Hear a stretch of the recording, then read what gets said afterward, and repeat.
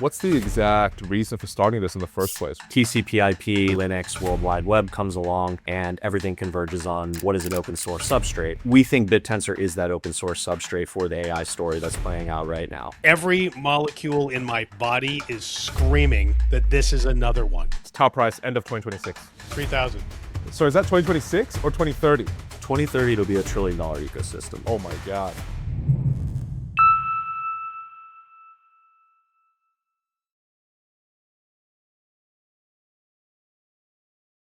Okay, and we're live. Now, welcome back to the Supercycle Pod. I have two great friends, Rob Greer and Mark Jeffrey from Stillcore Cap today. Sammy and I have been spending a lot of time in the Bit Tensor ecosystem, and I'm super excited about this. Both Mark and Rob have been instrumental to getting Bit Tensor to where it is today. Recently, they came out with another long thesis about how Bit Tensor is the third great ecosystem after Bitcoin and Ethereum. Stillcore Cap have brought in Jason Calacanis as one of the third partners to Stillcore, one of the most prolific angel investors in tech. Their State of TAO report argues that Bit Tensor subnets are approaching an ICO-style breakout moment. And so today we'll talk a lot about why they have a single ecosystem fund, how they pick subnets, the investment case for Bit Tensor, and honestly, just more and more about tech and Bit Tensor. Gentlemen, welcome to the pod. Thank you. Thanks for having inviting us on, Jack. Appreciate it. Hey, gentlemen. So I know a few days ago you released a large thesis on Bit Tensor as an update to some of your research historically. Can one of you talk us through what that article talks about and the core underlying thesis that you have on Bit Tensor? Yeah, absolutely. I mean, Mark, I mean, we're kind of riffing right now, but did you want to start with the State of TAO maybe, and then I could like jump into the Stillcore thesis and the kind of the flow of our thought pieces so far? It kind of might make sense to start there. Yeah, I mean, I think, so I wrote a piece maybe a month ago called The State of TAO. Actually, I did it in December. We published it sort of end of January, and it was before the piece you just referred to. So we've done two total. And The State of TAO really has two pieces to it. The first piece is, what is Bit Tensor? Because I feel like there's still not enough understanding of what this is out there, and I felt like taking it from the top, I felt like the metaphors had gotten better. One thing I will say is that it's sort of like early Bitcoin, where it's difficult to explain what Bit Tensor is to new people, but it's gotten easier as the collective brain has come up with better metaphors to kind of go through it. So, the easiest way I find to explain it is I say, okay, what is Bit Tensor? Well, imagine instead of forming a company, you make a list of tasks, and freelancers from all over the world compete to finish each task the best. So it's a contest, and only the best freelancers get paid. But here's the catch, but not by you. A Bitcoin-like blockchain pays them. So you define the task, there's a global competition, and the blockchain automatically rewards the top performers. And if you think about, if this sounds familiar, it's because this is exactly how Bitcoin itself works, right? So Bitcoin mining does the exact same thing. Bitcoin, there is no company, there is no president of Bitcoin, there's no employees. What Bitcoin did is it incentivized Earth to donate electricity and GPU to make the Bitcoin network go, right? It's sort of like this decentralized SWIFT system combined with digital gold, right? And the result of that was it incentivized into being Earth's largest supercomputer. So it's the Bitcoin network in aggregate is 500 times larger than the next largest supercomputer, right? And it created at its peak, it's not there today, but at its peak, it created $2.5 trillion worth of value. So holy crap, that worked extremely well once. So Bit Tensor said, let's take this task contest idea and let's apply that to AI. Let's do Bitcoin again, but this time let's make the mining programmable. So the other sort of thing I talk about in Bitcoin, Ethereum looked at Bitcoin and it said, well, that smart contract bit of Bitcoin, we should build that out. And that makes programmable money and decentralized exchanges and stable coins and all these other things possible. DeFi summer basically erupted, and the ICO phase basically erupted because of smart contracts. Bit Tensor takes the other side of Bitcoin, the mining and the reward side, and makes that programmable. And that's what's extremely interesting about Bit Tensor, and that has not been done before. So it basically says, let's take that and let's apply that to a whole wide range of problems. But because AI is very popular, it tends to focus on AI. It tends to mine AI with that programmable mining side. So BitTensor has a coin. The base coin is called TAO, and just like Bitcoin, there's 21 million only. It's about 4 years old, so there's only been 10.5 TAO mined to date. The current price kind of ranges between 150 and 300. So the price and the supply are very similar to where Bitcoin was in 2013, which is where I first encountered Bitcoin. It feels extremely familiar to me. And so what are we mining for? Well, BitTensor is subdivided up into 128 subnets, and each one of these are separate task contests, and each subnet has an owner who defines what the subnet is mining for and how the contest works. And each subnet mines for a different thing. So I'll talk 4 examples just to give you very concrete understanding of what these things are.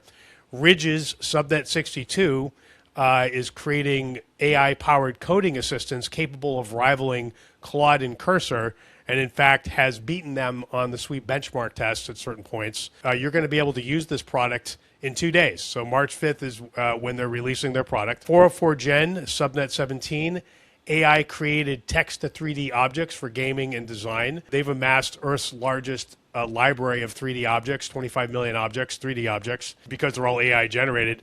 And if you think about video games and virtual environments, like metaverse type things, the bulk of the cost historically to produce those games or environments has been in generating the assets of those virtual worlds.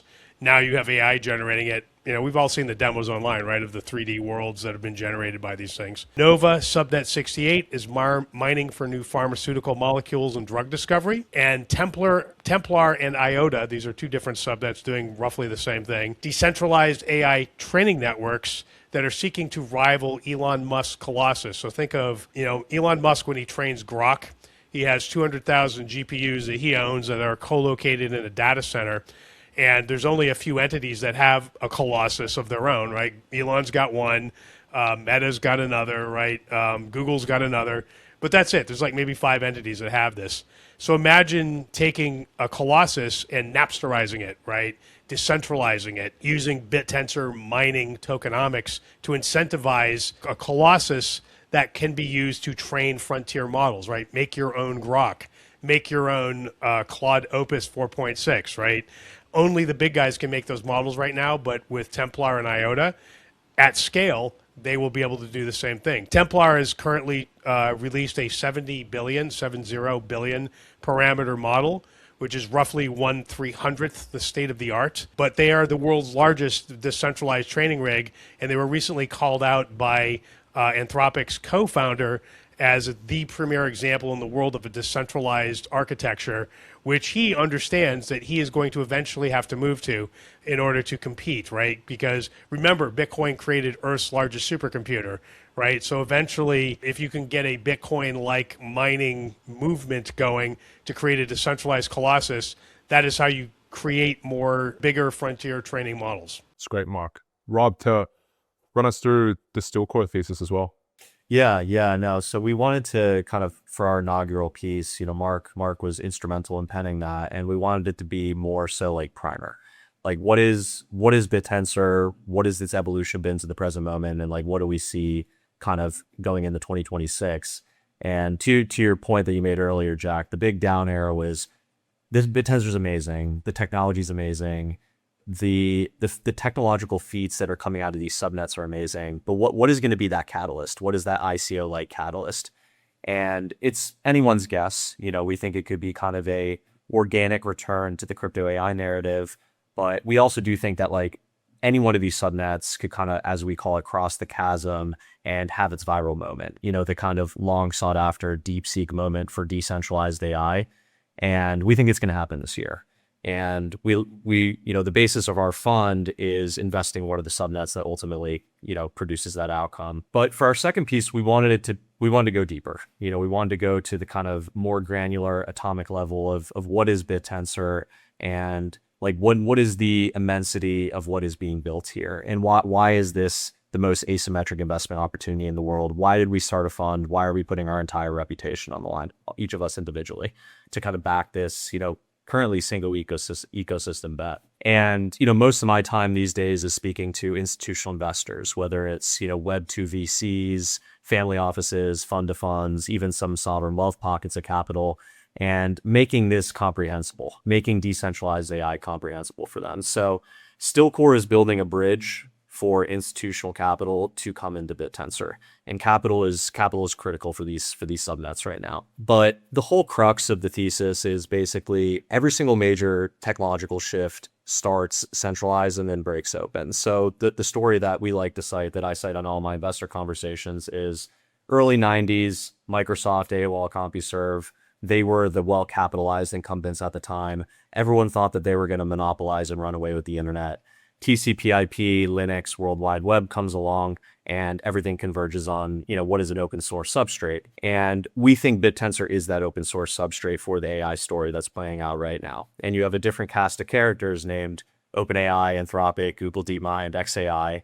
But we do think, a lot of AI, if not substantially all of AI, will converge on open source. But interestingly, there's this thing called crypto now, and you could actually own a piece of that open source substrate. And we think it's Bit Tensor. We think the token is TAO.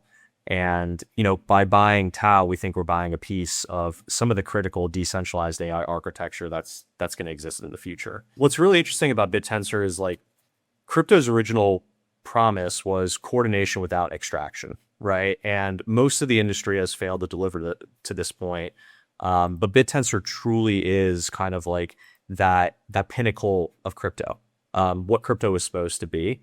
And with the subnets, with the kind of revolution upgrade that happened in late 2023, they've built this decentralized capital formation. If you have an idea, if you're an AI developer in Poland or Mumbai or Moscow or Silicon Valley, you can enter the Bit Tensor ecosystem, start a subnet, just like someone starts a website, and you could create your incentive design. It's programmatic or programmable, like Mark mentioned, and start a decentralized AI startup. And that's kind of Bit Tensor in a nutshell. And you could think of TAO as a coordinator of coordinators. So each of these subnets is their own individual coordinator, and they're all starting their own contest. The miners are the players in the game, and you could have them trying to do whatever, whether it's training a model in a decentralized fashion, to producing kind of world-class models. And it's working phenomenally well. I don't have to go through the entire thesis, but maybe just to round it out, Yuma consensus, the bedrock of Bit Tensor, is kind of the brilliant foundation upon which the entire ecosystem is built. Dynamic TAO was, the ecosystem's main upgrade about a year ago, and that gave all these subnets their own individual tokens. And so now, from the perspective of Stillcore, we're investing into the tokens that are kind of the representation of value for these subnets. One big thing that's everyone is no stranger to is the fact that China is producing these world-class open source models, and Qwen, Kimi, DeepSeek. I mean, these are like Opus 4.6 level quality that are 1 to 5% of the price. And our view is that Bit Tensor is going to have that same effect, except at the application layer. So Ridges, a $30 million market cap token, competing with Cursor, a $30 billion kind of Silicon Valley darling. Can Ridges do to Cursor what DeepSeek is trying to do to Anthropic? And can that happen across the entire AI application category? We think that's what Bit Tensor is going to do. Yeah, if you don't mind, can I just add something? Because we're on the topic of Ridges. That's a really great example, right? So not only is it as good or better than the centralized competitors, Claude and Cursor, but it is 1/70th, 1/70, the cost to use. Significant cost savings, right? And why is that? Because Ridges is subsidized by Bit Tensor, right? The chain is throwing off tokens to the participants, to the subnet owner, And in fact, the Ridge's subnet uses other subnets which are also subsidized by the chain for the underpinnings of their service. So they're getting inference from two other subnets, Targon and Chutes, right? So, and those subnets are providing inference for roughly 1/10 the cost of any competitors. Why? Because the chain is subsidizing their costs, right? So you get this compounding of savings when you stack subnets together. So incredibly amazing, in the marketplace effect that is only native to Bit Tensor. On the mining side, right? So you've got Bit Tensor does for what Bitcoin did for stranded energy. Bit Tensor does for stranded talent. So you've got all these brains, all these great AI brains all over the world, in India. It doesn't matter where you are. You can compete in these contests and win significant amounts of tokens. In Ridge's case, it's a winner take all. So every day there's a contest to improve the AI model. Whoever wins takes all the tokens. And that historically has been between 50 and 75K worth of tokens. So if you win consistently for 10 days, you've made $1 million, right? It's actually significant, right? And if you're in certain regions of the world, that's incredibly significant. So this little petri dish that enables the coordination of this talent does not exist anywhere else yet. So that's one of the reasons why I'm personally extremely excited by all this. Yeah, I think when we started deep diving into Bit Tensor, what you find is smart developers, investors, certainly everyone is TAO pilled. On the flip side, as you think about the next few years, what is the short thesis on Bit Tensor, and what would stop the ecosystem from getting to that place that we're describing here? As you said, there's a lot of brainiacs in Bit Tensor. Absolutely. Back-end geniuses, world class. However, there is not the same level of talent on creating front ends, so user interfaces, or on productizing or marketing these wonderful back ends. And if Bit Tensor fails, it will be because the subnet teams failed to properly productize and market these things, right? Or there's another, the other thing that could happen is that there is a narrative which erupts, which Bit Tensor is not a part of. Like, for example, OpenClaw, right? Now, I do think the Bit Tensor ecosystem is reacting well to it. It's just taking a little bit of time. Just came out 3 weeks ago, right? So it hasn't been that long. But Bit Tensor must embrace OpenClaw. That has very quickly become the browser of AI, or at least it looks like it's going to be that for some period of time. So I think sort of failing to embrace larger narratives like that, zeitgeist, or failure to productize the market. But they're not going to fail on the back end of that. I am sure they are the world-class best at most everything they attempt on the back end. Yeah, no, I mean, I think that's well said, and I would echo that. I think the bears are going to be in disbelief, if you ask me, by what happens by Bit Tensor in the next couple of years. But that's kind of the techno optimist in me. But I don't think Bit Tensor would have to do anything right now, and I think it could 10x just organically. I think this is a massive case of information asymmetry right now, and I experience it 10 times a day on investor calls, which is basically the recurring story is TAO. Oh, I've heard of that. That's in the top 30. But I haven't I don't know anything about it. Wait, what's Bit Tensor? And then you have to explain that TAO is the token of the realm for Bit Tensor. And then you kind of go layers and layers deeper. And eventually, if you get to the root core of what Bit Tensor is building with an investor, if they're open ears and open mind, they walk away from that conversation and they never forget it. And I think that's kind of the chain of events that's happened with all of us, which is if you kind of go down that rabbit hole, you kind of come to the conclusion that this ecosystem is going to change the world, and it's just simply a timetable. I think I am of the view, I think Stillcore is of the view that Bit Tensor is at escape velocity. The fact that, Const, for instance, is stepping away from the Open Tensor Foundation and leaning towards decentralization of governance. I think he's kind of implicitly acknowledging that, that the job is done. Now Bit Tensor could grow, and it's not going to be limited by any single human. But I think, the thesis for Bit Tensor over the next couple of years, at least how I describe it to kind of the institutional investors, is Bit Tensor is going to be the best place in the world to start a new AI company. And so you could be anywhere in the world. As Mark mentioned, you could be stranded talent. What happens in India when the AI agents get so good that a lot of Upwork gets displaced, and you have all that stranded talent there. And now they have a place that they could go to build and to mine. And, all of the equity value that gets built from all of those subnets that emerge is going to accrue to the token TAO as a sum of the parts. But then the way that you get kind of the levered outsized return is by finding the Uber or finding the Amazon that gets built on this network. And that's the basis of our fund. But the flywheel that takes effect of Bit Tensor, yes, it is hypothetical because it has not happened yet, but we think it could be the most explosive flywheel in crypto, at least since Ethereum. And how it would play out is basically TAO does a 10x, and the value of the US dollar value of emissions 10x's as well. And you have miners and subnets and capital and all this attention flock into the ecosystem. And all of those things, have the effect that network effects do, and they produce innovation. And innovation creates more equity value. And more equity value means TAO price goes up more. And then the emissions go up and so on and so forth. And you could see this eventuality of it being like thousands, if not tens of thousands of subnets, hundreds of billions of value of market cap. And if that plays out, Bit Tensor is a major player in AI. We're not making the claim, at least not right now, that all of AI is going to get built on top of Bit Tensor.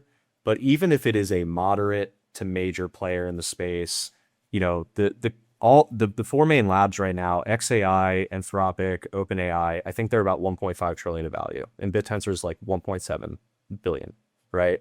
The valuation mismatch is astronomical.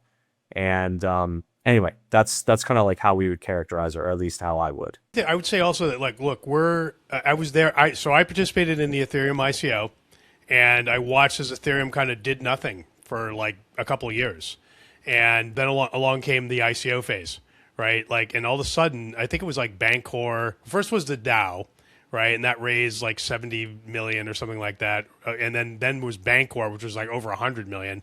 And I think Brave, if I remember correctly, they were definitely large numbers that we'd never seen anything like this, right? They sold out. These ICOs sold out within like minutes, right? It was crazy. We didn't know that that all this Ethereum, all this capital from around the world wanted to get into these early stage companies, but of course they did.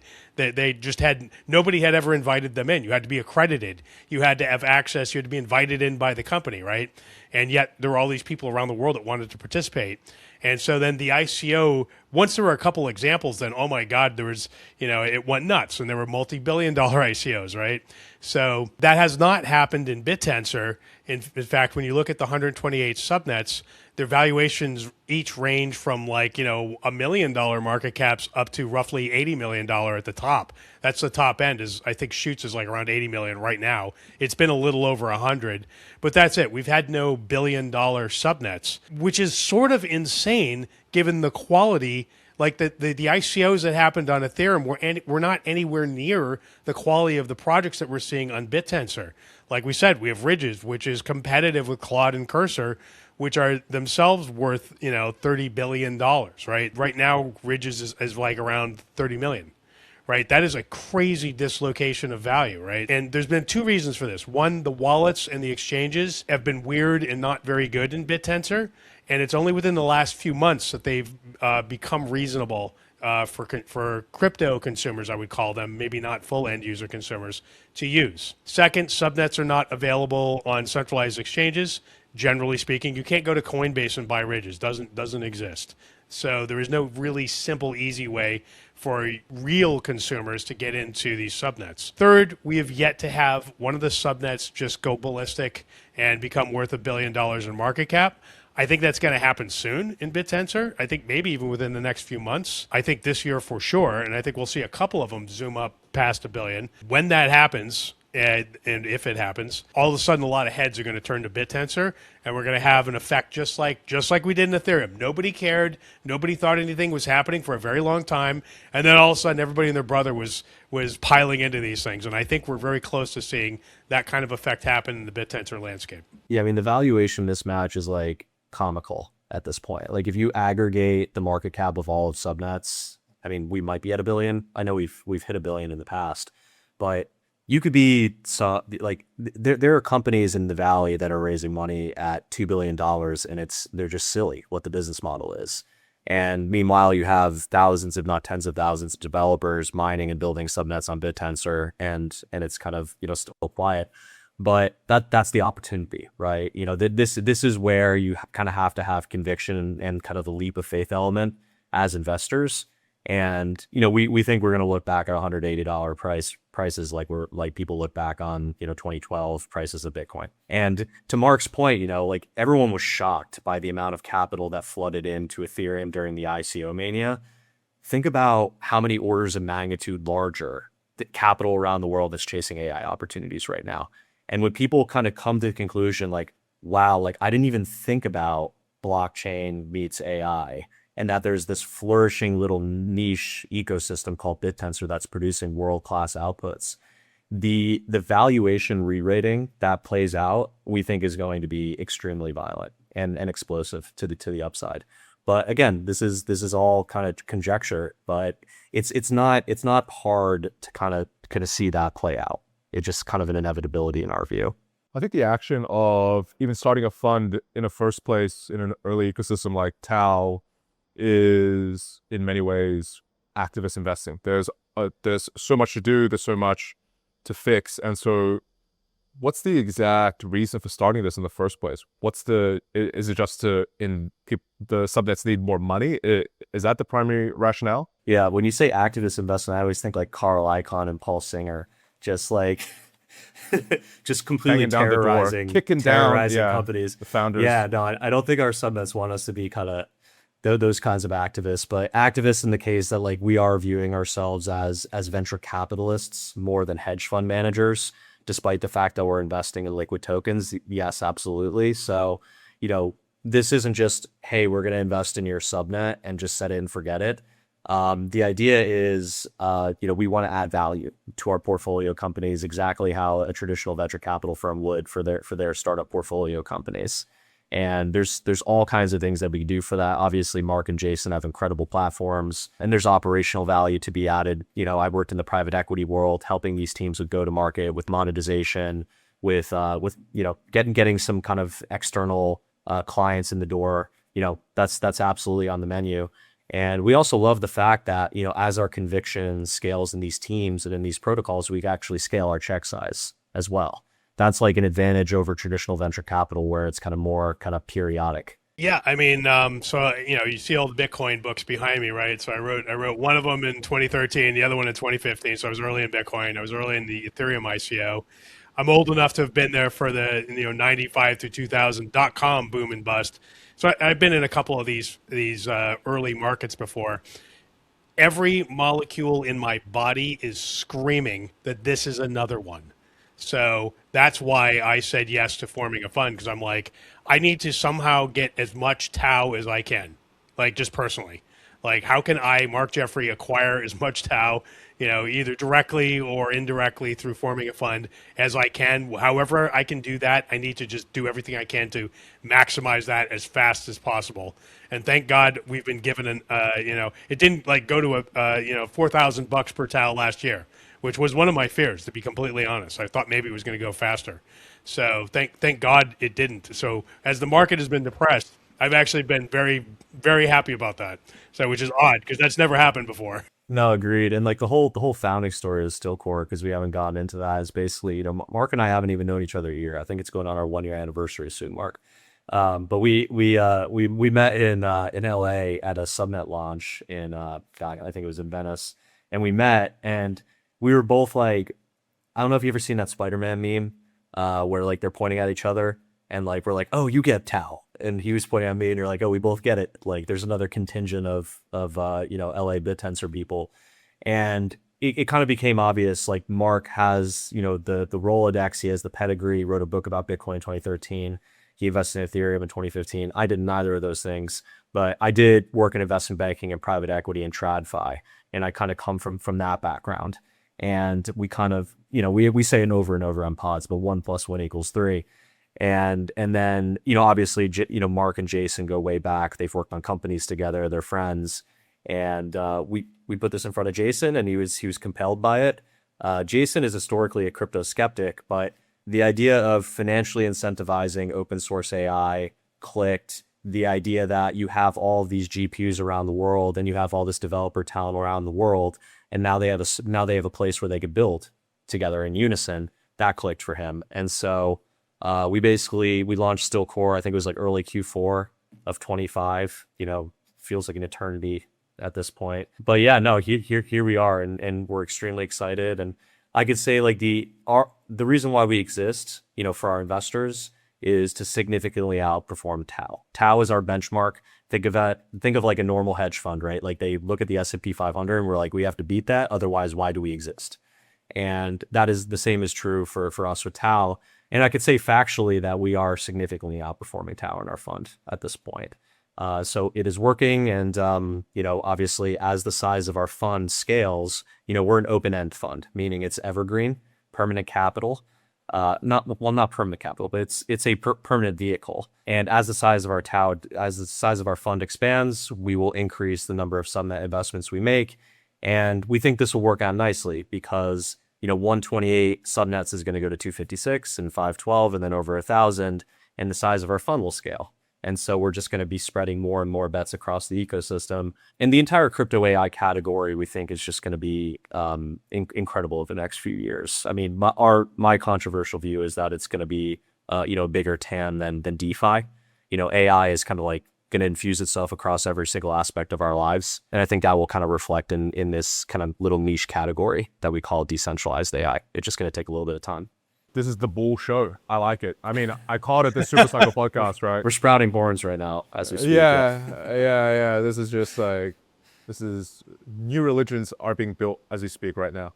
I think our audience loves Bit Tensor, but also wants to hear about some of your primary investments and what's been exciting for all of y'all. And so, where are we at? What type of subnets do we like? And we'd love to run through some of the stories of how you guys got to know some of these teams. Yeah. So I've been running a podcast called Hash Rate for a couple of years now. It started off just as a crypto podcast, and it morphed about halfway through into pure Bit Tensor. So maybe a year and a half ago, somewhere in there. I mean, I've done about 160 episodes so far, and most of those have been interviewing subnet owners. So I've talked to pretty much everybody at this point over the last year and a half in the space, except if you're a very new subnet owner, I might not have spoken with you yet, but pretty much if you've been in the space for some period of time, even maybe 4 or 5 months, I've talked to you. And I've gotten to know all the players directly in the space. So when we started thinking about how do we want to pick subnets, right? First of all, this is a highly dynamic environment, so things change on daily, right? And for example, there was a completely new twist to how subnets operated that was introduced by Cons, the founder of Bit Tensor, called TAO Flow, and it was announced on a Thursday, or I think it was, and it was implemented by a Sunday. That was a massive shift. So that changed everything about how you thought about every subnet. Right. And we had to sort of rethink everything that we had thought about up until that moment. So the thinking on our end kind of goes first of all, it's just like looking at traditional VC funding in some ways. What's the total addressable market? What is this subnet doing that's unique? Is it significantly lower cost? Is it significantly better quality? Is it significantly faster? Right. What are those dynamics look like? Can they actually get at the market? Is there somebody who's going to buy this stuff, right? It's looking at their incentive mechanism. Is that good, right? Do they run a subnet well? That's sort of what's new here. Is their subnet actually producing great AI or great product in some way? So, I can tell you that we've announced 3 that we've invested in. So we've invested in Ridges, that's sort of the lead fighter of Bit Tensor in terms of the one we think is the best productized. We've seen early drafts of the release. We've seen early demos. 2 days will tell the tale, right? One way or the other. We're going to know whether they can productize and whether they'll get uptake from customers. But I think they will. It looks very good from where I'm sitting. And then we invested in another one called Hippius.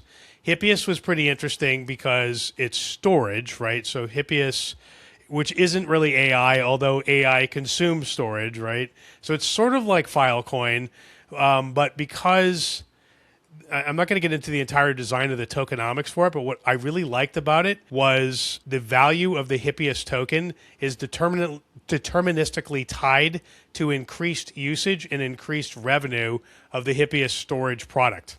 On top of that, the Hippius storage product is offering prices that are somewhere between 1/400th and 1/4000th of all the competitors out there. So yes, that is incredibly valuable. How do they do marketing? Well, Mog, who is one of the people who runs Hippius, he co-runs it with a couple folks. He's an ex-WordPress guy. One of their go-to-market strategies is to make a WordPress plugin, which manages the storage for WordPress. And one thing a lot of people don't realize is that something like 50% of the internet today, so like half of all websites, are being served up out of WordPress. Like crazy, right? You wouldn't guess that here in this day and age.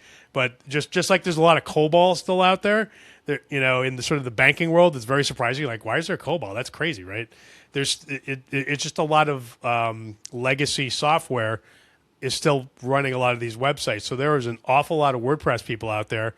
Mog knows that market. He makes a WordPress plugin for 50% of the entire internet storage.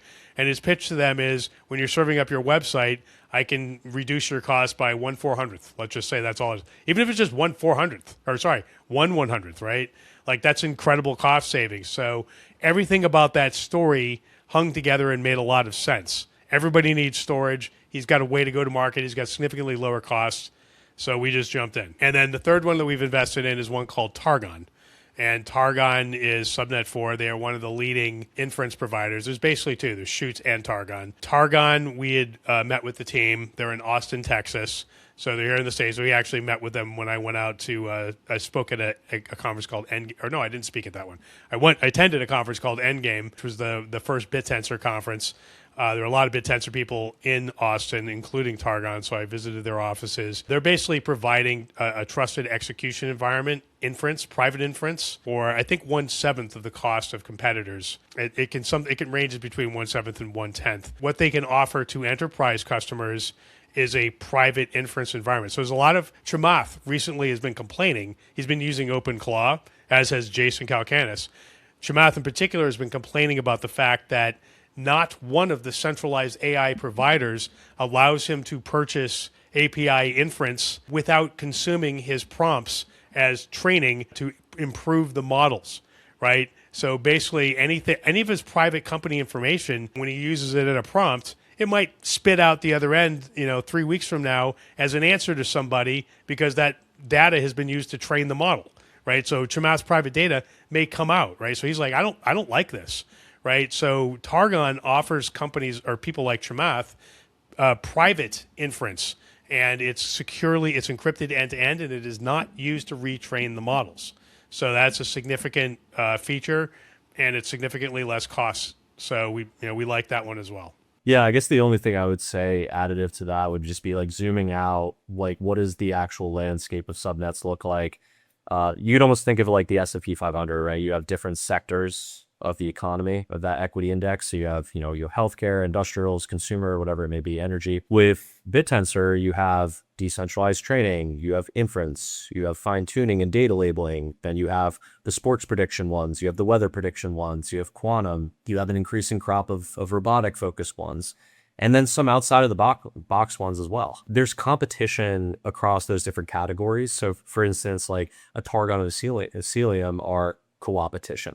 But at the same time, if Targon went to $1 billion and like you need to purchase TAO to purchase Targon by necessity, and then the entire landscape kind of gets re-rated. It's very much like a rising tide lifts all boats. So like one subnet pops off, the rest of them benefit from it. So it's just this virtuous cycle that could play out. But that's the way to think about subnets now. But the way we think about subnets 3 years from now is going to be completely and utterly different. And we're very excited to see, what unique use cases gets built here. It's really just limited by your imagination, what you could build as an incentive mechanism. BitCast is a really interesting one. I'll explain that one if you want to hear about that. It's kind of unique. So I've been a podcaster for, I don't know, 15 years, whatever it is. And Jason and I used to run a podcasting company together. So This Week in Startups actually started inside of This Week in the company where Jason and I were partners in, right? And All In kind of grew out of the infrastructure that he built for this Week in Startups. So I've seen up close the problems of running a podcast network as a podcaster and as having a lot of podcasts, and also what the advertisers want, right? So in the BitCast network, their pitch to advertisers is, hey, advertiser, pay us, $5,000, give us a brief, give us something that you want a bunch of podcasters to talk about. Here's fact 1, here's fact 2, right? Here's what you want them to cover. And maybe it's like 3 or 4 minutes worth of material. And what they then do is they turn around and they come to podcasters, or they just post it, right? They say, here's a brief from this company. So anyone who wants to mine in their network, so podcast producers are miners. So they actually, under the hood, set up a miner for you, like an actual software miner that interfaces directly to the BitCast subnet. And so basically as a podcaster, I don't have to worry about that. They set it up for me, and I just enter in, okay, here's the address of my Bit Tensor wallet. So when I make money, when I make TAO, send it here, right? And they go, okay, great, got that. And then they're like, what's your YouTube channel? I'm like, here's the URL for my YouTube channel. And then what I do is if I want to participate in that brief, I then produce an episode of Hash Rate where I hit the points in the brief. And what happens is later on, their AI, BitCast AI, shows up on my YouTube, actually watches the video. AI watches the video to see if I complied with the brief. If I check all the boxes, then I'm eligible to receive. And then they watch and see how many views I get over a 2-week period. And doing better in their network is getting more views, obviously, right? It's more exposure. At the end of the 2 weeks, I get paid based proportionally on how well I did versus the other miners, aka the other podcasters. Now, just think about what's happened here. There could potentially be thousands of video producers all participating in this brief, and the chain pays us, not BitCast. So there is no invoice. I don't have to invoice them. As a podcaster, I don't have to do a contract with them. On their end, they don't have to actually have a human, an intern, come and check all the podcasts to see who complied. AI automates that and takes care of it. Every aspect of this is incredibly automated. Doing it the Bit Tensor BitCast way makes this creator marketing network possible. You could not do it any other way. It automates all the billing, all the compliance, everything. Uses AI, even though it's not mining AI, it's still a pretty clever use of Bit Tensor's capabilities. Fantastic. What we're seeing is this ecosystem might be growing at a rate that it's incredible. On the other side, we also think that we've also noticed all-time highs in M&A activity across the ecosystem, validators, subnets, mining organizations, from the more public-facing ones to the more private-facing ones, are all either consolidating, working together. They obviously see a size of the prize increasing. What does that tell you about where Bit Tensor is going with all of this activity happening? I think people are positioning themselves before a significant event occurs. It kind of feels like that. We certainly feel that way. We are in a massive dash to accumulate as much TAO as possible and to accumulate as much subnet tokens as possible, because we think the prices right now are generational. But yeah, it feels as though consolidation activity happening. That's just kind of the normal course of what you would see in any kind of capitalist ecosystem. BitTensor's no exception to that. Mark, I'm not sure if you have any incremental thoughts. Look, the name of the game right now is accumulate TAO. However you can do it, by hook or by crook, run around, capture as much TAO as you can. And I've seen this before. Don't even worry about the prices. It doesn't matter what the price is. What matters is how much TAO you have. And we have not yet had the lightning bolt moment, but it's coming. I can feel it. Every molecule in my body can feel it coming. Yeah, and look, just speaking from, I think I've had probably 500 conversations with potential investors, institutions since launching the fund, and people are getting it. It's clicking, and the bridges are being built for the retail capital to flood in, like it did with the ICO mania, but for the institutional capital to flood in, because people are chasing value within AI right now. And it just so happens that, Bit Tensor is kind of tethered to Bitcoin and tethered to kind of this crypto category. So a lot of the institutions are not taking it seriously, but at some point they will, just like Wall Street is now, taking Ethereum seriously, because there's synergy, but it also could be, an existential threat. And so I do think you're going to see that, from institutions, but then eventually from kind of the Web 2 world of AI as well. And I will say also, OpenClaw has been like the in AI has been the most significant event in AI in the last 3 weeks or so. I jumped in about 2 weeks ago, and I started thinking, okay, what can I do with that in the Bit Tensor ecosystem? I'm not a sysadmin, so I've not been able to participate in mining because I don't, setting up the command line and setting up all these boxes and dealing with colo facilities and all that stuff. It's not my forte. But I've heard about this magical world of claws where they just figure this stuff out and do anything you want like a genie. So I was like, okay, let me try to mine with a claw. So I set up a claw, asked it, I'm like, hey, so which subnet is the best to mine? It decided subnet 85, Vidaio, which is a video AI compression and upscaling subnet. So they're basically processing video both to increase the quality and reduce the file size. And so I started mining it. It took me a little while to get there profitably, but I did. So it cost me about $10 a day. I make about $30. So I'm netting out at around $20 a day. So profitable. Now, what does this mean? Basilica, they're working on hosted OpenClaw. And what's interesting about that is you can pay for your OpenClaw instance using TAO. They'll accept TAO as payment. So at a certain point, I'm going to rehost my claw from where it is right now into Basilica. And as it makes money mining, it's going to pay Basilica for its life, right? It's now a self-licking ice cream cone, if you will, right? So it basically can earn its own living and still have extra capacity left over. Now, under the hood, to mine Vidaio, I need storage because I need somewhere to store the video while I'm working on it, right? So I use Hippius. Hippius is my storage engine because it's 1/400th everybody else, right? So significantly cheaper. And they also accept TAO as payment. So my claw has a wallet where it's paying for its life, it's paying for the services it needs, and it's making money, right? So I've got this convection loop going on. And I think basically these, something like Claw paying for things in TAO and making TAO is partly where all of this is headed. Absolutely. Yeah, I think this is, there's this explosion of tools being made available for people to jump in as well.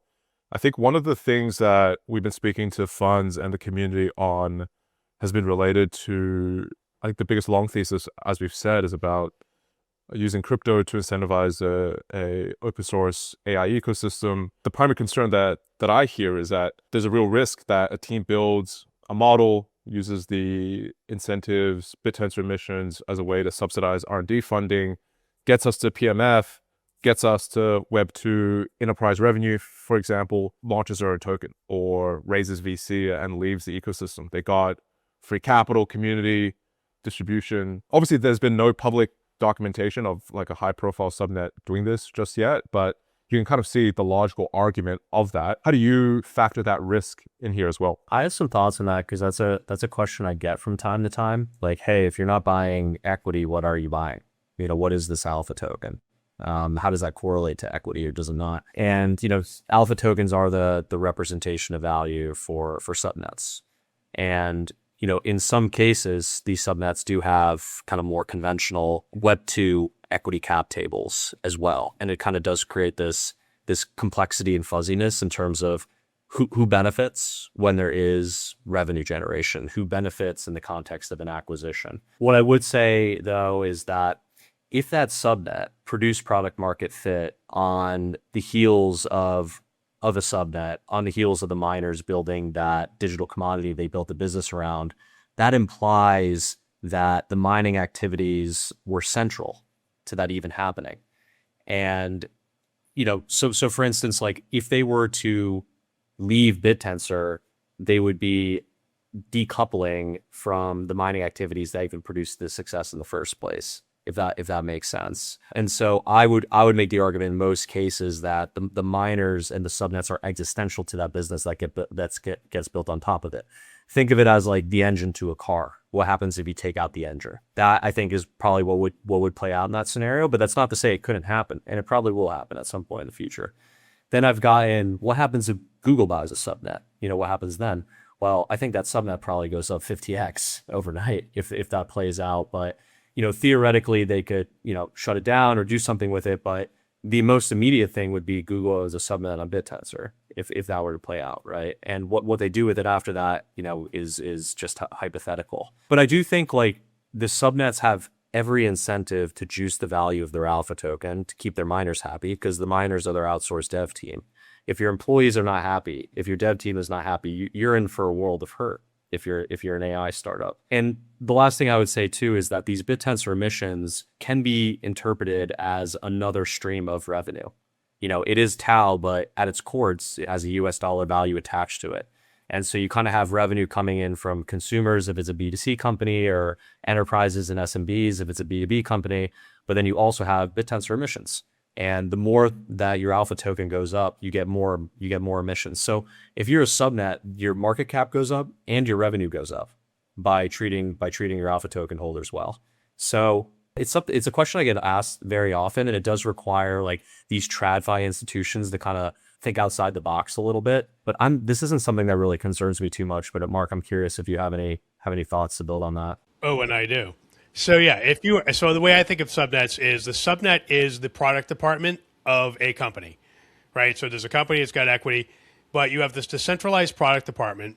This decentralized product department can produce the product for 1/10 the cost. That you can't do it any other way. There is no other way to do it for 1/10 the cost. On top of that, it is continuously recruiting the best people from all over the world to gig work for you to improve your product, right? So you have no employee recruiting. You're not limited by your geography. There's no invoices or salaries. The chain is paying your employees. You're not, right? The chain is paying your employees. So that's why you can produce things. It can produce things for 1/10 the cost, right? So you have the best minds and the GPU on the planet competing on your task, and only miners who produce get paid anything. So there's no dead weight. In companies, there's always dead weight. There's always employees. Jack had a lot of dead weight, and he let go of this week, right? Famously with Square, right? So and famously at Twitter, right? There was a lot of dead weight at Twitter. We found out. So no dead weight in Bit Tensor because only the most excellent get paid. It is the age of excellence incarnate. So if you're Google, or if you're Anthropic and you buy a subnet, why would you throw away something which can produce the product for 1/10 the cost that you can, when you yourself as a centralized entity are already losing billions, tens, hundreds of billions, hands over fist, not being able to be profitable in everything you're doing right now, doing it the way you're doing it. And on top of that, your employees can always leave also. So I might acquire your startup and all the employees might jet, right? Because they're like, fuck this, I don't want to be at Google or whatever, right? So ultimately it comes down to people and GPU. And I would contend that Bit Tensor subnets actually aggregate and make them sticky better than the corporate structure does. This is a very different version from what we thought conventional crypto startups were, where we have our own tokens and there's a huge argument on valuations from crypto infrastructure, i.e. blockchains, versus the application layer where there's value accrue. And we're trying to then tether the two together in this context for Bit Tensor. And ultimately,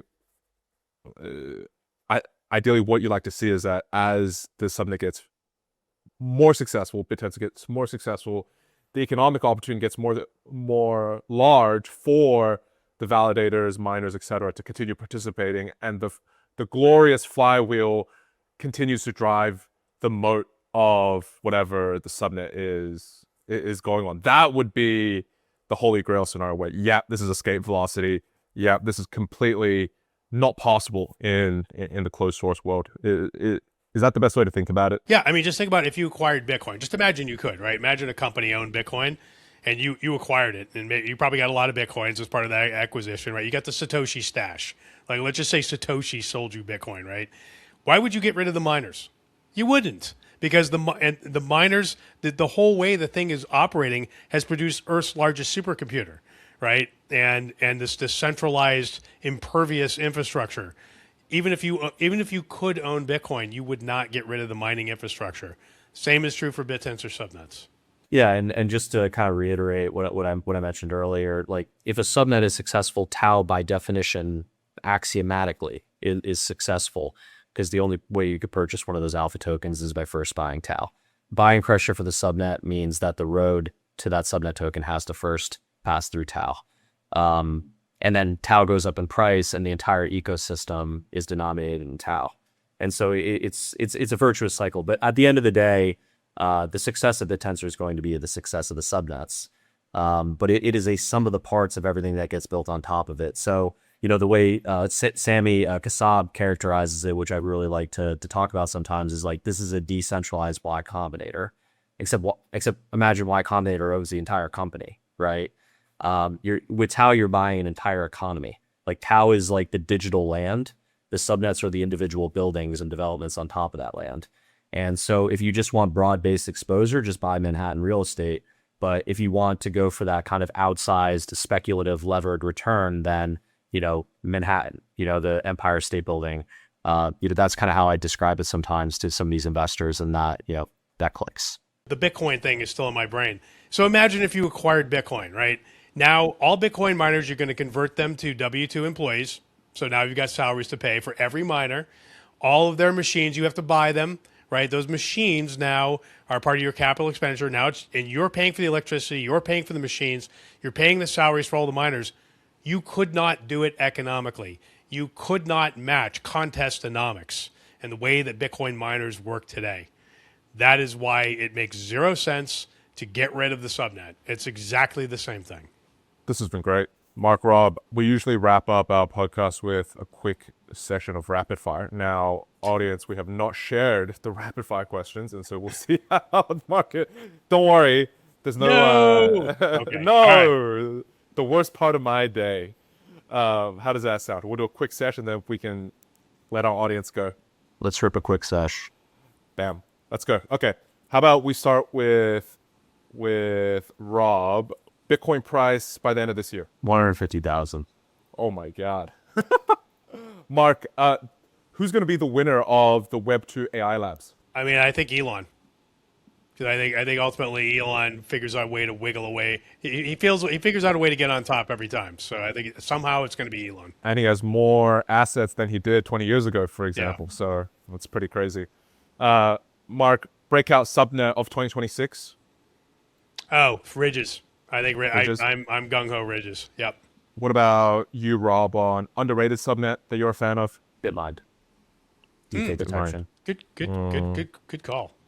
I think AI generated content and reality is going to be indistinguishable before the next U.S. election. Ooh. And deepfake detection is going to have to play a big role in that. And Mark, finally for you, let's do TAO price, TAO FDV, TAO price, TAO price. We'll do TAO price end of 2026. My prediction. 3,000.